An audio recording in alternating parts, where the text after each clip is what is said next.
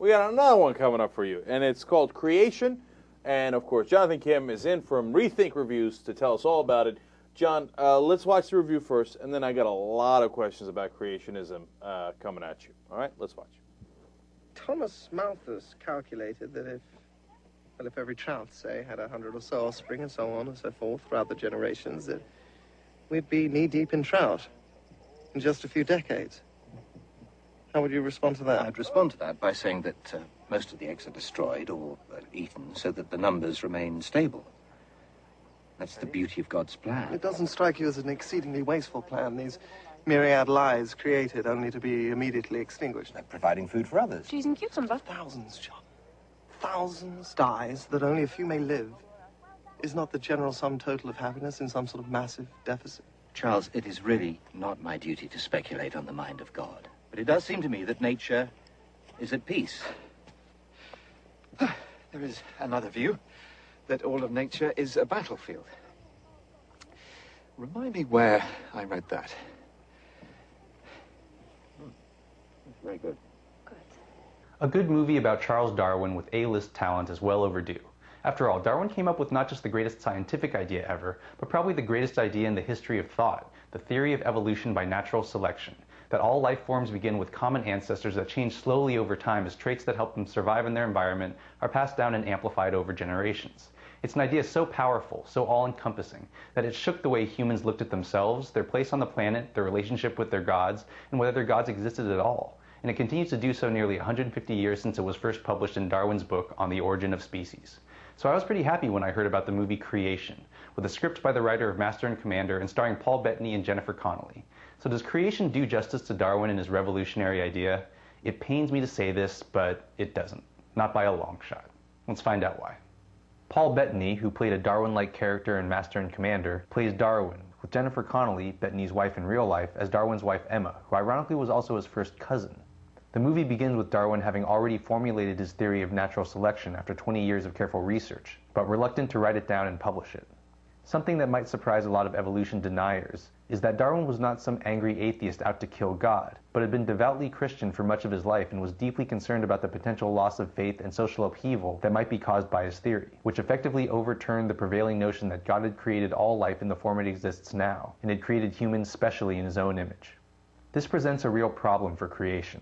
While it's challenging to make scientific research appear interesting in a movie, it's even harder to make a book not being written and published interesting, especially when you know that's what eventually happens. So Creation, which actually has little to do with the creation of anything, turns Darwin into a tortured artist, racked by nightmares, hallucinations, and guilt, as he attempts to bottle his scientific muse. On one side are his scientist allies, who are enthralled by the power and elegance of Darwin's theory, its potential to kill Christianity and validate science, and are pressuring him to publish it. On the other side are his wife, who's deeply religious and fears for Darwin's soul, and a local reverend who condemns Darwin's apparent loss of faith. But the film devotes the most time to the illness and eventual death of Darwin's favorite daughter, Annie, who shared his love for science. This serves as a good reminder that even in the 19th century, when Darwin was coming up with the greatest scientific idea ever, people of his time, including himself, were still extremely ignorant when it came to science, especially medicine, where we see Annie's sickness treated by dousing her with cold water and giving her poisons like mercury. Haunted by Annie's ghost, that's right, a ghost, Darwin struggles to decipher if Annie's blaming him for her death or trying to tell him something else. Now, I come from a family of scientists and think that evolution really is the greatest idea ever thought and the best testament to the power and beauty of science. So I really wanted to like this movie and hoped it would show evolution deniers and the rest of the anti-science crowd how the theory came about as well as the human side of the man who created it. But instead, the science of natural selection is mostly relegated to a few voiceovers and flashbacks, to the point that people who don't understand evolution may not understand it any better from watching the movie. So all that's left is basically a Victorian melodrama without the bodice ripping, about a tortured writer who fights with his wife, a ghost, and himself over science and religion instead of grieving for his dead child. So if you want to learn about Darwin and how he figured out evolution, you're probably best finding a good documentary or a book, or better yet, just looking at and thinking about the natural world. Because in the end, the theory of evolution by natural selection and the scientific process by which Darwin discovered it is more exciting, mind-blowing, and transformational than even the best movie could ever be. I'm Jonathan Kim, and this is a ReThink Review. All right, John, that's disappointing that you didn't like the movie. I was disappointed too. But on the other hand, I'm a little relieved because then I don't have to add it to my growing list of movies that you're making me see because they're too good. Okay, so let's talk about creationism, though, so the topic at hand here. First, how many people don't believe in evolution in the United States of America? Well, there was a poll taken right before Darwin's birthday, which was February 11th of 2009. That was the 100-year anniversary. And 39% of Americans say they do believe in evolution. 25 say they don't. 36 have no opinion either way. I'm sorry, give me those numbers again. 39% believe in evolution, 25% don't believe in it, and 36 have no opinion. You know what? I'll take it a run. I thought they were going to be worse than that. I'm surprised. I know it's very frustrating that you have all those people that are in the middle not sure about it. But the fact that evolution believers are more than evolution absolute deniers is, hey, we're making progress. A little bit, but that number is way too low for me. Okay, all right. Well, look, one thing at a time, right? Eventually, all those numbers will change and mutate to better numbers. Ideally, although we do seem to be going backwards, unfortunately. But in terms of countries, there was a poll taken in belief in evolution out of 34 countries. The top 5 were Iceland, Denmark, Sweden, France, and Japan. So this is out of 34 countries. The U.S. was 33rd. Is that right? Yes. That's a little trouble. And you won't like this. Do you know what was 34th? Who's that? Turkey. Oh, I'm in a lot of trouble. How many countries were there overall? 34? That was out of 34. All right, bottom 2, man. That's what I'm about. You know, it's funny because there's this poll about how atheists are smarter than non-atheists.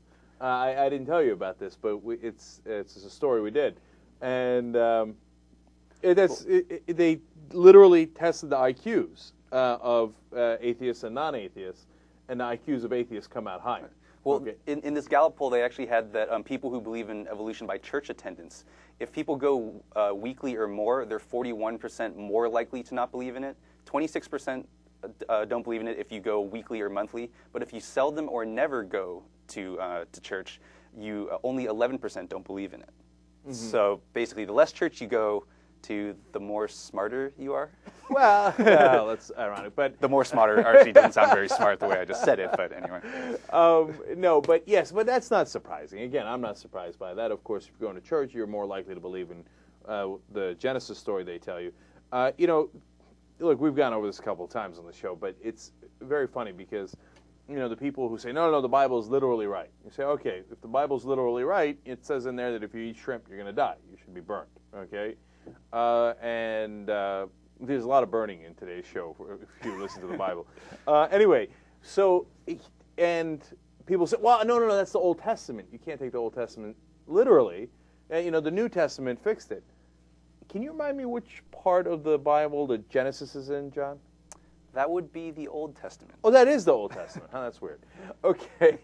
Anyway, so funny things are happening here. Speaking of us being number 33, let's go to Texas, which is Texas even probably lower on the list. And I love all you from Texas, but you know what the situation is. Well, what are the numbers we're getting out of Texas? Right. There was a poll taken on February 17th of this year by the Texas Tribune, and they found that 38% of people agreed with the statement, quote, God created human beings pretty much in their present form about 10,000 years ago. And also 3 in 10 Texas voters think dinosaurs and humans lived at the same time. Mm-hmm. Meaning they think that the Flintstones is real. Oh, man. You know, it's true. I remember that the guy who tamed the biggest dinosaur would be the leader of the tribe. I saw it somewhere. Oh, no, that was Avatar. And they were flying. Well, see, that's the thing, that there's a big difference between skeptics and deniers. You know, like, skeptics are people who look at the information and come to different results. Deniers just deny any information that doesn't fit with what they want. Because is there any proof that dinosaurs existed with humans? No. None at all. And there's even, I mean, there are cultures that existed back then. They never said anything about dinosaurs. There's no cave drawings of people riding dinosaurs. So that has no proof at all. So you can't really call that person a skeptic if they believe in something for which there is no proof. Right. Now, which is funny, because as you were telling me off here, Jen, in reality, of course, everybody believes in evolution. It's just how. Tell me what you mean by that. Right. Because when you think about people who say they don't believe in evolution, but, you know, they probably don't think that there were wild basset hounds and wild milk cows, like thousands of years ago. We created those. We, like for purebred dogs is a great example. We selected for traits that we liked, whether they were good for the animal or not. Like bulldogs, like they overheat because their heads are too heavy and they're shaped weird. But we liked this trait, so we selected for it, and we bred breeds over and over and over again to get these traits that we wanted. So human selection obviously exists. And the idea that this wouldn't occur in nature, that you wouldn't have that, the giraffe with the slightly longer neck could reach the higher leaves and would survive and would be able to procreate more, and so that trait would get passed on. So they actually do believe in all of this stuff, but they've been taught not to believe it. And another thing that bugs me is all these people who talk about how unreliable science is. I guarantee you they all probably watch CSI, one of the many CSI shows, and believe all of that stuff, completely, and believe in genetics and DNA testing and stuff like that. But somehow when it comes to evolution, you can't believe in that. Yeah, I don't know if you know this, but a lot of the guys that deny evolution, should we start calling them evolution deniers? I think don't know. so. That has a nice ring to it. They say, oh, no, well, of course, microevolution is true. I see the moth changing the colors. Okay, I can see it with my own eyes, right?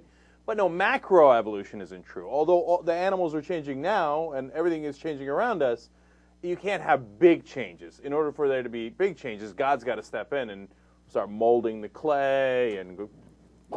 Right. I mean, like one of the big examples given by evolution deniers is like, well, look at the human eye, or look at the eye. It's so complex and all these different parts, and there's no way you could go from having no eyes to this really complex eye. And that's true. You couldn't go from no eye to a very complex eye. But you can imagine going from something that is 99.99999% of that complex eye going over to 100.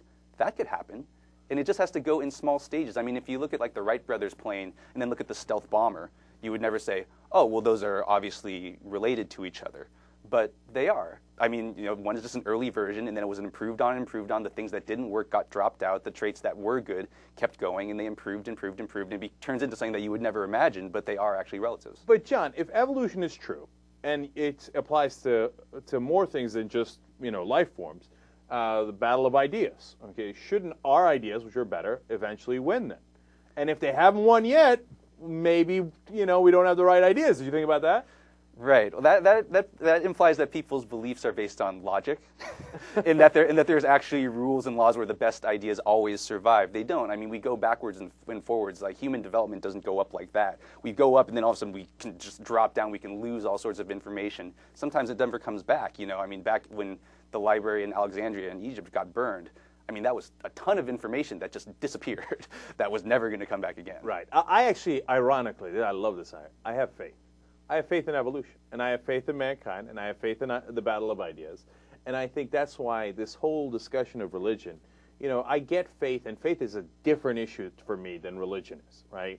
And religion, it's good. It's going to die out in that. People I know are super skeptical. Oh, no way, you don't know. No, I'm not saying it's going to happen tomorrow. I'm not saying it's going to happen 200 years from now.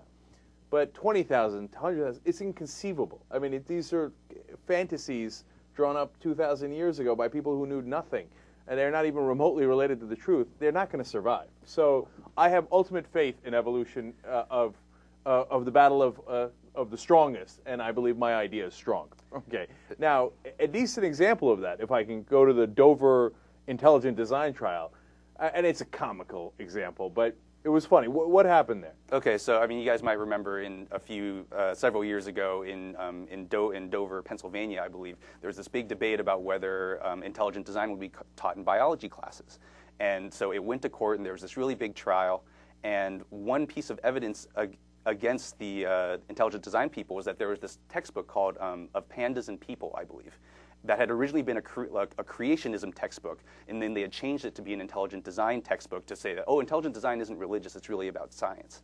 But, and I believe I have this right, they were looking through the book, and there was, at one point, the word creationism had been misspelled. And so the people who, to change the word from creationism to intelligent design, they just did like a find and replace. And because this word creationism had been misspelled, it didn't get picked up and replaced with intelligent design, so it was still there.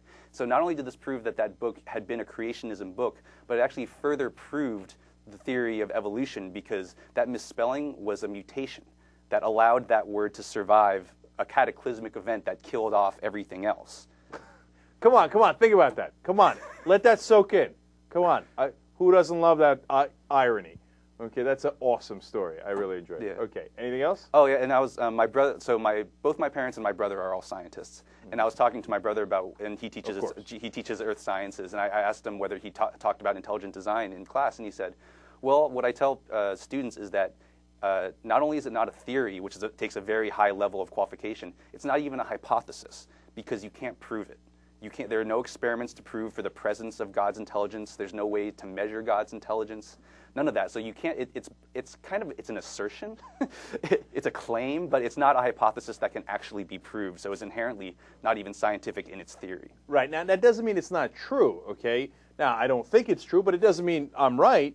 But it just means that it's not within the realm of science. Right. So when you talk about what should be taught in a science class, intelligent design is not testable, etc., so it doesn't make sense. Now, if you want to have faith, right, and you believe in that, that could be true, but it's just not within the realm of science.